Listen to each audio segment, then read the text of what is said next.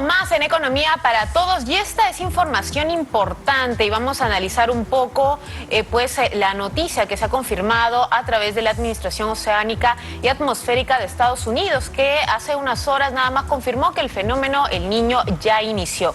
Pero ¿qué le depara al Perú ante esta noticia? Vamos a conversar ahora con Mari Moyo, quien es docente e investigadora de SAM, pero también experta en gestión de riesgos. Bienvenida. Bueno, de una vez, ¿estamos preparados para afrontar un evento climático de esta magnitud? Bueno, nosotros como país en realidad no somos nuevos en enfrentar un fenómeno del Niño, ¿no? Si uno mira la historia del país, nosotros desde 1890 hemos tenido ya presente en el territorio nacional el fenómeno del Niño. Han pasado más de 100 años y nosotros todavía no hemos entendido que es un fenómeno que va a ser recurrente y que cada ciertos años este fenómeno va a volver a ocurrir. Unas veces con mayor magnitud, otras veces con menor magnitud. Nosotros hoy estamos ya no solamente estudiando el fenómeno del niño costero, estamos también estudiando el fenómeno del niño global. Y el fenómeno del niño costero se diferencia del niño global en que el niño costero tiene las aguas calientes a nivel superficial en la costa del Pacífico Sur. Pero el fenómeno del niño global tiene una implicancia mundial. ¿Por qué? Porque este fenómeno del calentamiento es mayor en su nivel de calentamiento y además afecta lo que vendría a ser la costa del Pacífico Central. ¿No? Y entonces hay una serie de implicancias a nivel del ecosistema marino, por ejemplo, y ese fenómeno que ya ocurre desde hace muchos años nos ha hecho ir entendiendo a lo largo de este tiempo que además con el fenómeno global no solamente tenemos las temperaturas, sino que tenemos como parte del ciclo del agua las precipitaciones, y esas precipitaciones generan inundación en las ciudades, generan lluvias de alta intensidad que provocan también desborde de los ríos, y por eso es que tenemos procesos de pérdidas de activos, no solamente en términos de vidas humanas, sino también en pérdidas de hectáreas de cultivo, de puentes, de caminos rurales, de caminos de penetración, instituciones educativas, instituciones de salud, establecimientos públicos que están perdidos, ¿no? Nosotros tenemos en este momento un fenómeno del Niño en el norte que está afectando a la población no de ahora. Ya desde varios meses atrás venimos con un proceso de damnificación, ¿no? Así es. Ahora, profesora, en cuanto a infraestructura y en cuanto a la gestión que ha estado realizando el gobierno y pues no solo en este año, sino en los años anteriores, ¿cómo se ha ido preparando y cómo estamos a nivel de infraestructura para pues enfrentar, ¿no?, este tipo de eventos climatológicos? Bueno, nosotros tenemos en lo que es gestión del riesgo de desastres un sistema nacional que se llama el SINAGER, el Sistema Nacional de Gestión de Riesgo de Desastres. A partir del año 2017, que no tuvimos un niño global, sino tuvimos un niño costero, este niño costero nos dejó al país en una situación donde de las 26 regiones que tenemos, nosotros 13 estaban siendo gravemente afectadas y necesitábamos entrar en un proceso de rehabilitación y de recuperación. ¿Qué ha pasado en estos años, que son 6 años? El gobierno peruano ha creado la Autoridad Nacional de la Reconstrucción con cambios, y en esta Autoridad Nacional nosotros teníamos que hacer un proceso de construcción y un proceso de rehabilitación. Entonces, ¿qué se ha empezado a hacer? No se ha hecho la construcción, porque la construcción en realidad era lo que nos iba a preparar para poder estar mejor habilitados para enfrentar un nuevo fenómeno del Niño. Entonces, si me pregunta usted cuáles los resultados de todo este proceso que se preveía invertir, el gobierno a través de la Autoridad de la Reconstrucción inicialmente planteó un presupuesto de 30.000 millones, que después se amplió a 50.000 millones.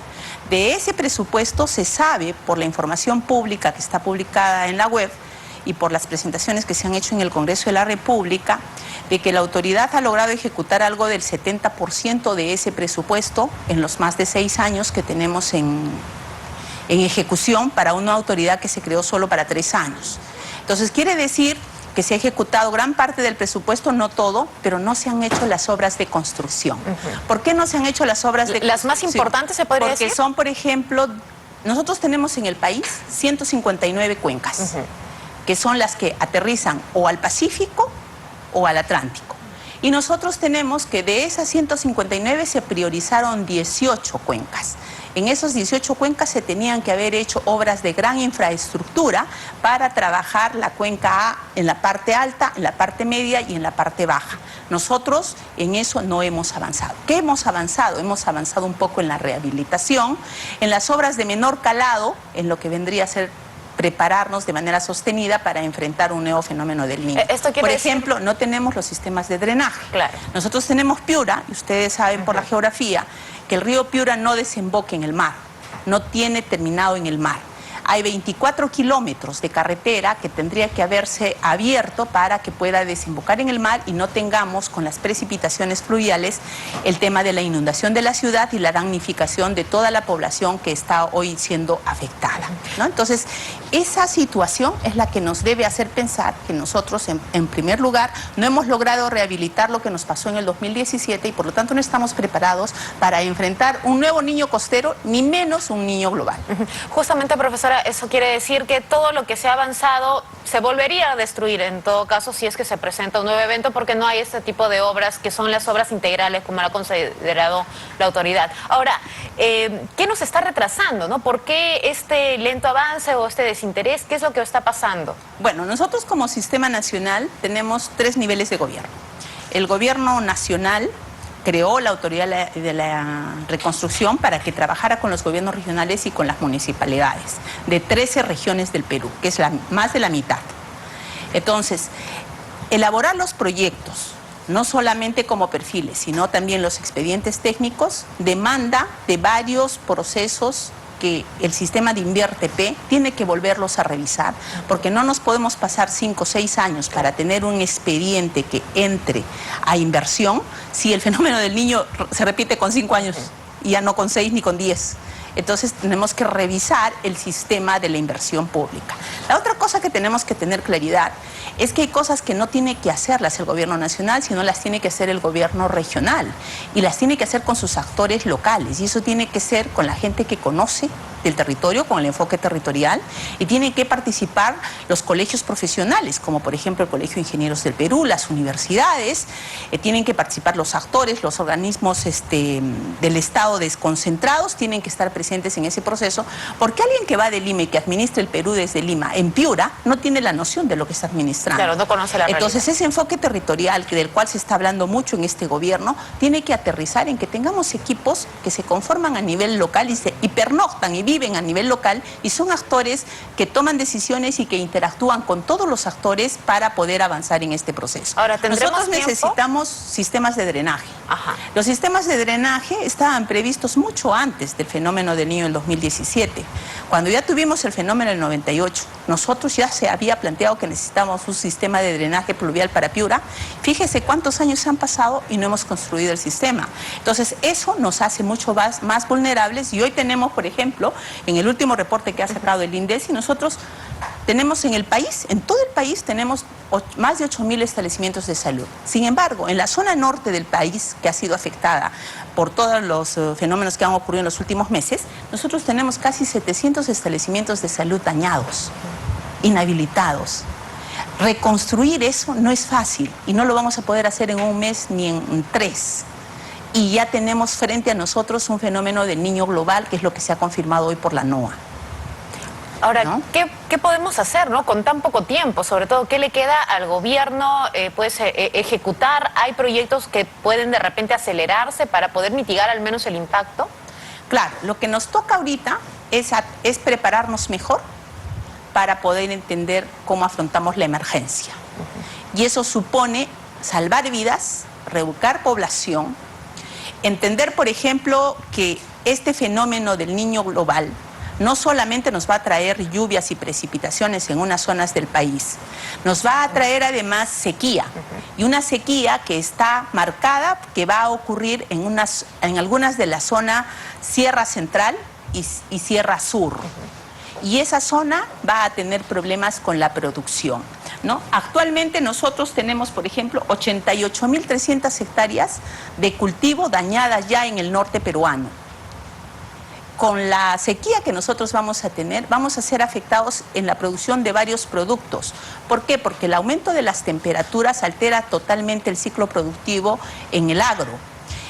Altera también el sistema, por ejemplo, con la sequía y las heladas, y vamos a tener la parte altoandina, los pastos naturales, que no van a poderse producir en cantidad y en calidad suficientes. Entonces vamos a tener pérdida de hato ganadero y por lo tanto vamos a tener familias damnificadas. Necesitamos entender que, por ejemplo, el país actualmente tiene más o menos 644 puentes afectados en el país por estos fenómenos recientes del verano del 2023.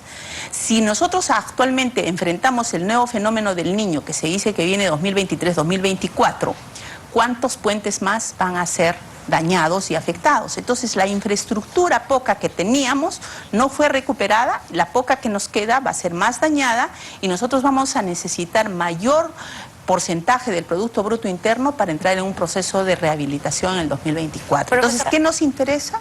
Que la población tome conciencia que lo primero que hay que salvar ahorita es la vida. Profesora, una pregunta breve y puntual también.